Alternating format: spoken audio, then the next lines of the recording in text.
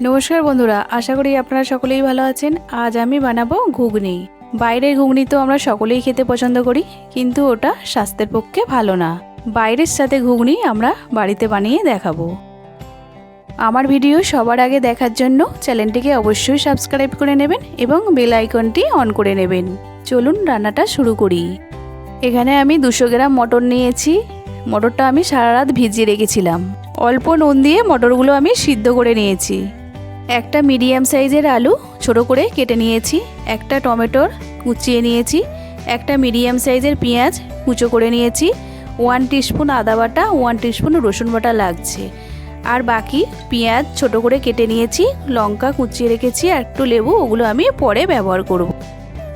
এবার শুকনো খোলায় ঘুগনির জন্য কিছুটা মশলা ভেজে নেব। গোটা গরম মশলা দিয়েছি, 2টো লবঙ্গ, 2টো দারচিনি, 2টো ছোটো এলাচ, আর দেব গোটা ধনে হাফ চামচ, গোটা জিরে দিয়ে দেব হাফ চামচ, আর 2টো শুকনো লঙ্কা। এগুলো আমি হালকা ভেজে নেব। ভাজা মশলাটা আমি গুঁড়ো করে নিয়েছি। কড়া বসিয়ে সরষের তেল দেব আমি 2 চামচ। তেলটা গরম হয়ে গেছে, এবার কেটে রাখা আলুগুলো দিয়ে দেব। অল্প নুন আর হলুদ দিয়ে মিডিয়াম ফ্লেমে 2 মিনিট মতন ভেজে নেব। দেখুন আলুগুলো ভাজা হয়ে গেছে, এবার তুলে নেব। কড়াইতে আর কিছুটা তেল দিয়ে দিলাম, 2টো তেজপাতা দিয়ে দেব, কেটে রাখা পেঁয়াজটা দিয়ে দিলাম। গ্যাসটা জোরে দিয়ে 2 মিনিট মতন পেঁয়াজটা ভেজে নেব।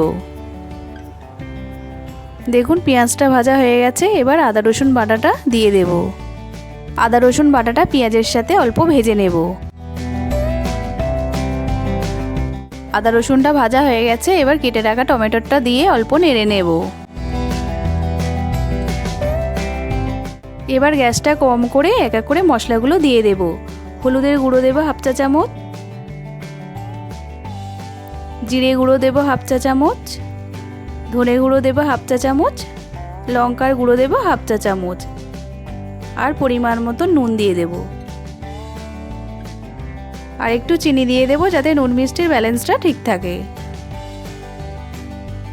এবার অল্প জল দেব। গ্যাসটা মিডিয়াম ফ্লেমে রেখে মশলাটা কষিয়ে নেব। মশলাটা কষানো হয়ে গেছে, এবার ভেজে রাখা আলুগুলো দিয়ে দেব। এবার 3 মিনিট মতন মশলার সাথে আলুগুলো কষিয়ে নেব।